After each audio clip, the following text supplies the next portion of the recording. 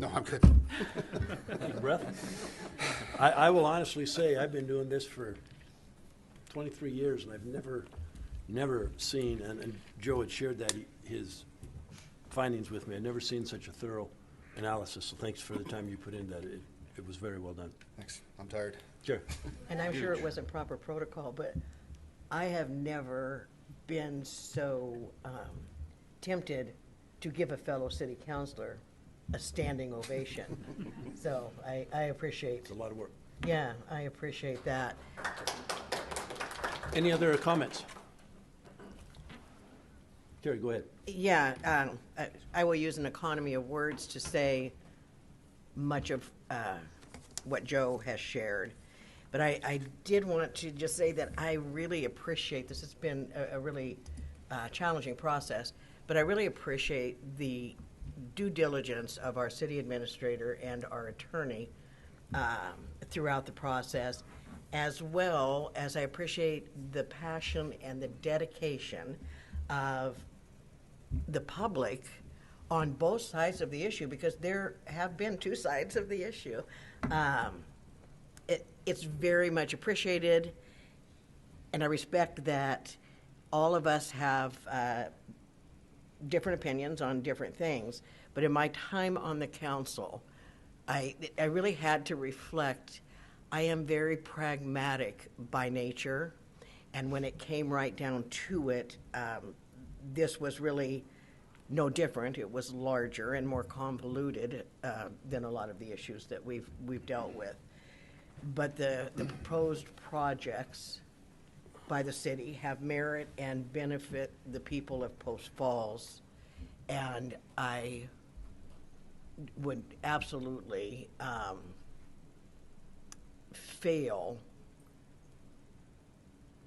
at my job here on the council if I didn't vote to accept. I would support the acceptance of the ARPA funds. Doesn't mean I have to like it. Thank you. Kenny. Again, I want to echo thank you for all the research, and thank you everyone who has emailed in and given us the insight that you've given. There's a lot of fear going into this. A lot of people are responding out of fear, and we see that pretty clearly. Looking through all the details of the implications, it seems like it's pretty good and that we should accept it. The problem I have with it is a matter of principle, that we agree ARPA was a bad idea. The way they put the legislation in, everything that goes into it, was not done in a good way, in my opinion. It was a bad idea. And so for us to go along with it, in a sense, is giving them more power to do it in the future. If we had said no in previous ones when they did this, they wouldn't have the influence to be able to come back and say, well, we have to do this again because the cities are all relying on it. That's the issue I have. And we've seen a lot of things throughout the country in the last couple of years of those who have actually stood up were the ones who said, well, it may seem like a good thing for us right now, but we need to stand up on principle, and that influenced others to stand up, and we put a stop to some things.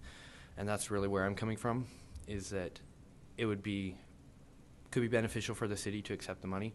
The projects that it's going to is great, but I just see that it's giving more power to the federal government, and for us to be tied in with them. And I would love to see Post Falls be able to step farther and farther away from the federal government and say we can be our own by ourselves. We don't need the federal government to bail us out.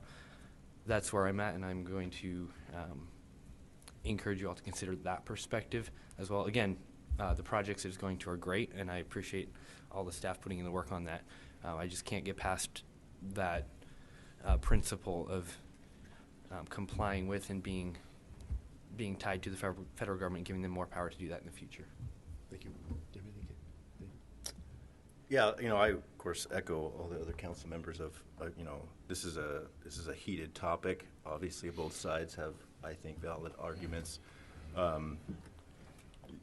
So what I guess my conclusion on it is more of based on principle of my personal beliefs, in representation of my longtime residence here in the town, and so. For brevity's purposes, I think unethical is unethical, and that's where I stand on it. My past career, as I've retired 3.5 weeks ago, but who's counting? I was dealing with the CARES Act, signed March 27th, 2020, by the Trump administration, awarding $2.2 trillion. I dealt with the PPP loans. I watched how those funds were handled. I watched how the Small Business Administration went out and waived payments for 6 months for all loans, even if the businesses were doing well. So it started with COVID. It started at least back in 2020. I appreciate Joe going through all the information that you did, because I think you addressed a lot of the issues. And I think, to me, the big thing is we're here to represent the taxpayers and the citizens of Post Falls. We're paying for it anyway. They're not going to give it back to the Treasury. If the Treasury is not going to take it back, they're going to allocate it out to somebody else. And I think since we're paying for it, my position would be that we'll put it to use in the city of Post Falls to make up for some of the lost revenue and accomplish the projects that have to be accomplished. With that, I'd entertain a motion. I would move to have the city of Post Falls accept the American ARPA funds. Second. Motion second. Further discussion? Roll call, please. Shows, Nay. Walker, No. Ziegler, No.